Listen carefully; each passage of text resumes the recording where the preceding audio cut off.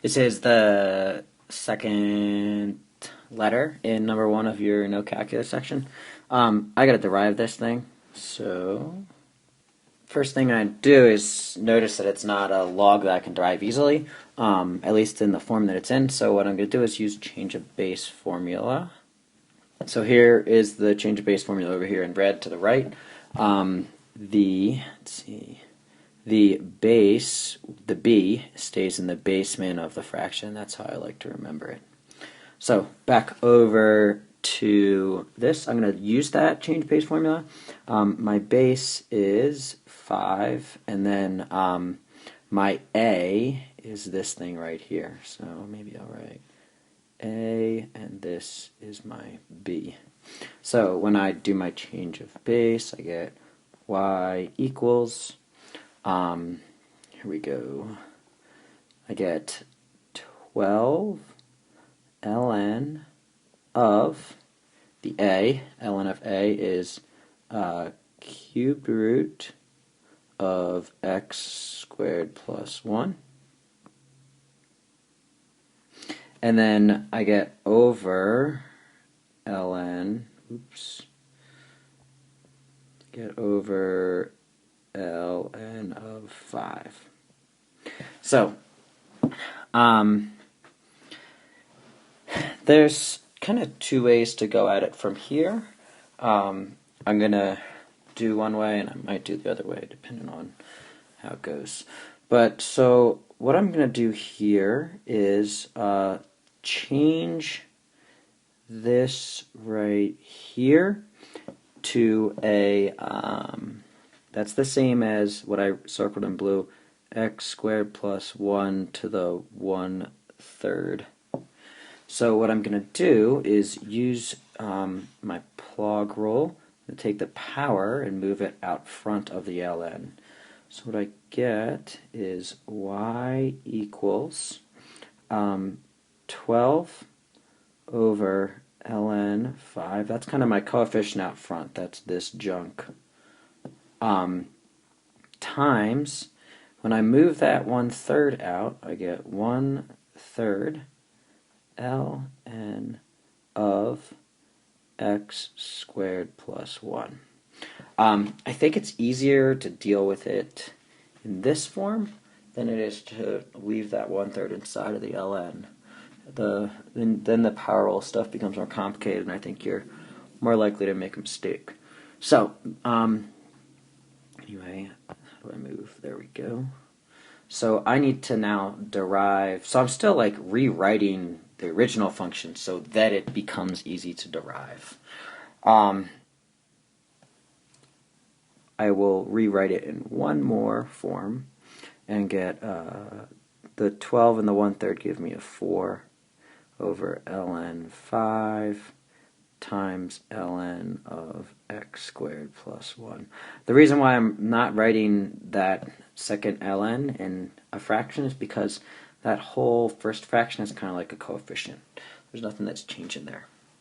So, now I just do derivative of this thing. So, I've got my y prime equal to 4 over ln 5 times, so I'm going to did this in the previous example, derivative of ln is 1 over, so derivative of ln of question mark is 1 over question mark.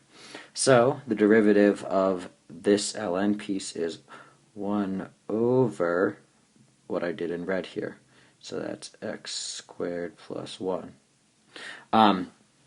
Don't forget your chain rule, your guts rule. So now I have to do the derivative of the inside piece. That's my inside piece. The derivative of that is 2x. So all this stuff needs to be multiplied, and I'm out of space. But as I collect my terms here, I get y prime equals, in the top I have 8x, and it's over, I'm going to write it as ln of 5 times x squared plus 1. And that's my final answer. That's how I think it would show up on an AP test.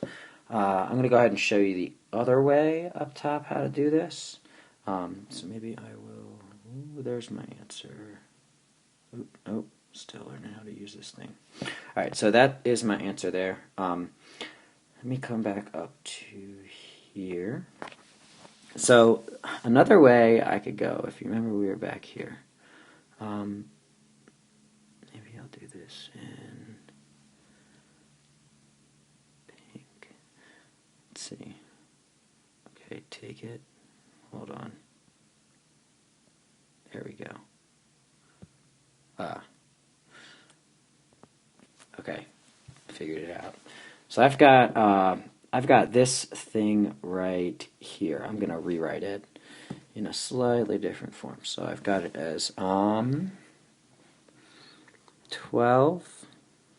This is y equal to 12 over ln 5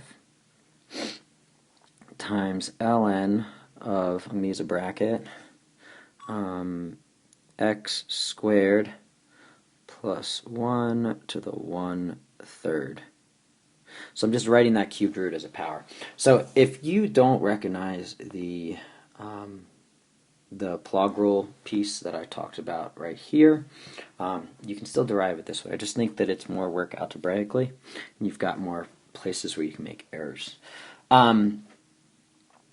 So I'm going to derive that like as it looks right there. So I've got y prime equals, I get 12, I might even have to give myself a little more space, 12 over ln 5, that's my coefficient stuff, doesn't get derived, doesn't do anything funky. So I've got this thing right here. That's my ln rule, so I do 1 over that. So I do times 1 over, where are we at? X squared plus 1 to the 1/3. Now I have to do Guts rule on this stuff right here. So Guts rule on that now has like multiple layers and negative exponents. I would rather do it the other way. So I've got the 1/3 power piece, so that needs to go power rule. It drops by a whole unit, which takes me to negative 2/3. So I get x squared plus 1 to the negative 2/3. And now I need to do the derivative of the inside piece because I've got a new or a secondary inside piece, which is, oops, that's still red, which is this piece right here. The derivative of that is, well, the only piece that derives is that, and it gives me, or derives to something other than 0 is that, so I get times 2x. Now, blank, let's see if I can go back to black. Okay.